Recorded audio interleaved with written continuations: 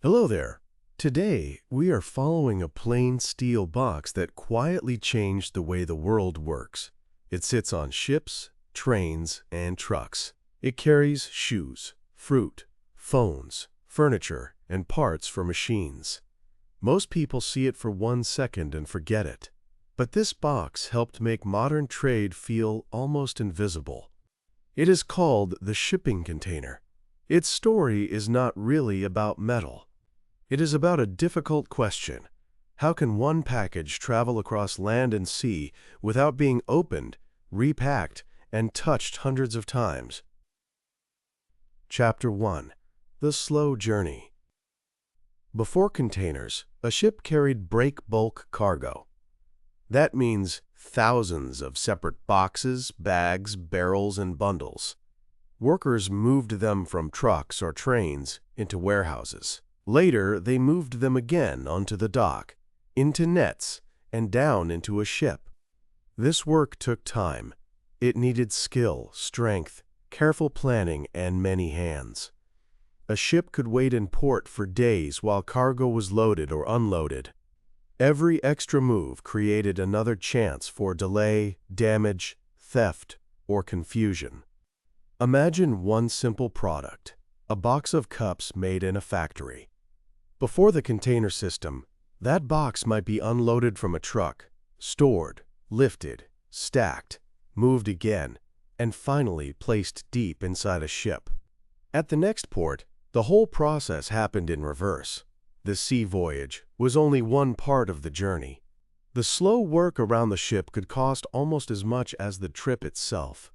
People had used containers and special freight boxes before. The basic idea was not new. The missing piece was a system that could make one strong box useful everywhere. Chapter 2. A Trucking Problem. In the 1950s, an American trucking entrepreneur named Malcolm McLean saw this problem from the road. His trucks carried goods along the crowded east coast of the United States. Traffic, stops, and long waiting times cost money. McLean did not create the first box for freight. That story is more complicated. But he pushed a powerful idea. Do not unload every item when a truck reaches the water. Move the loaded unit itself. In 1955, he bought a steamship company. The next year, a converted tanker called the Ideal X left New Jersey for Texas, carrying 58 trailer containers on its deck. It was a modest trip, not a magic moment that solved everything. Yet it showed a new possibility. Cargo could leave a truck, cross the sea, and continue its journey with far less handling. That possibility had a name: intermodal transport. Intermodal means that the same cargo unit can move through different kinds of transport. A truck brings it to the port. A crane lifts it onto a ship. A train or another truck takes it away. The goods inside stay in the same box. Chapter 3. The box was not enough. At first, this sounds easy. Make a strong metal box and start using it. But a useful global system needed far more than a box. Different companies used different sizes. Ships, cranes, trucks, rail cars, ports, locks, and loading rules all had to work together. An engineer named Keith Tantlinger helped develop a practical corner locking system. Those corner fittings allowed cranes to lift containers and helped containers stay secure when stacked. The design was a small detail with a huge effect. A box that cannot be lifted safely or locked in place cannot become part of a fast network. Then came standardization. Standardization means agreeing on common rules. If a container has known measurements and known corner fittings, a crane in one country can handle it like a crane in another country. A ship can be designed around the same dimensions. A rail yard can prepare for the same load.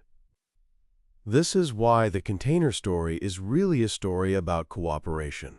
The box became powerful because ports, engineers, companies, workers, governments, and international standards slowly made it compatible with the world around it. Chapter 4. The port changes shape. The new system changed ports.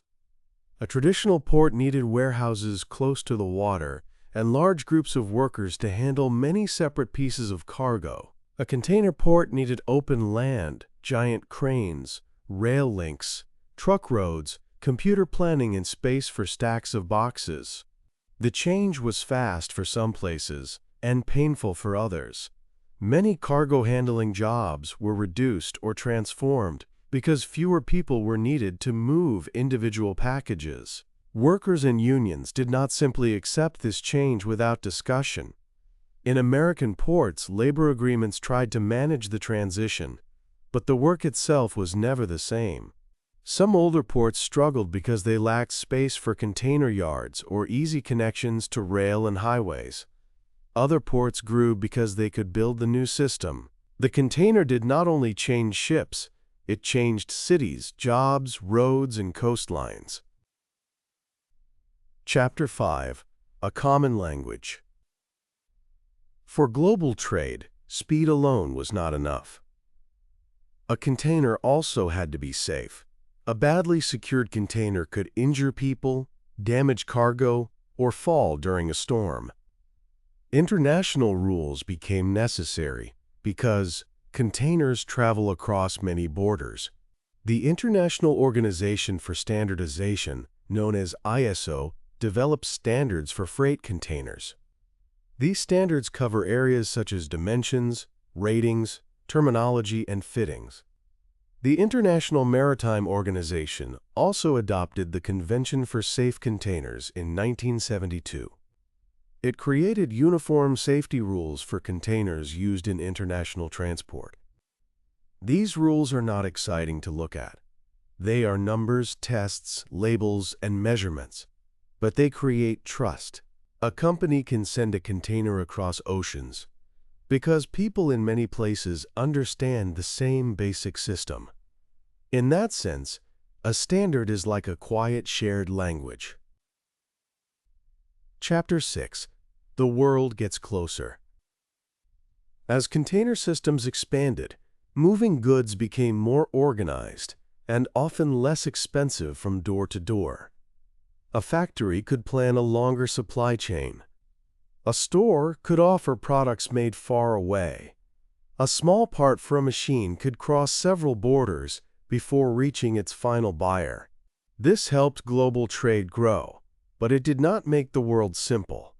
Trade still depends on fuel, ports, labor, politics, weather, laws, and demand. A container ship can be delayed. A port can become crowded. A disruption in one place can affect factories and shops far away. That is one reason the container is such a useful symbol. It looks ordinary, but it connects many decisions that most of us never see. When a product arrives at your door, the journey behind it may include a factory, a truck driver, a crane operator, a ship crew, a rail worker, a warehouse planner, and many systems working at the same time. Chapter 7. A lesson in design. The shipping container teaches an important lesson about invention. The biggest change is not always a dramatic new object. Sometimes it is a simple object placed inside a better system. The container works because it reduces unnecessary handling. It protects cargo.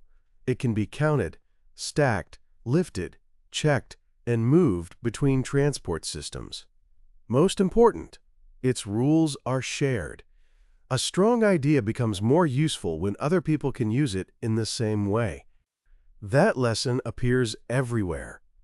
A power plug, a road sign, a common file format, or a shared language can seem boring.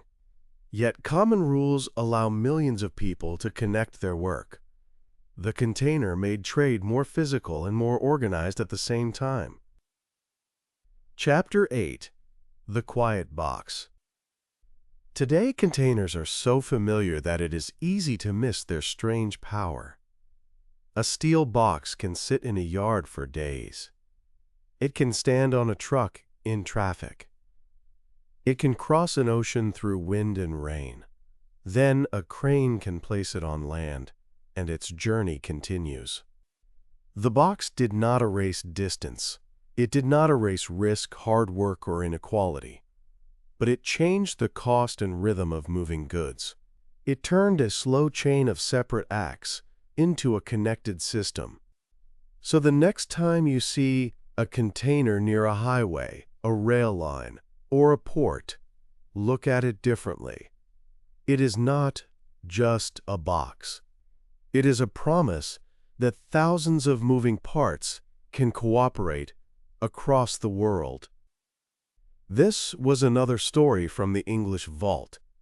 I will see you in the next one.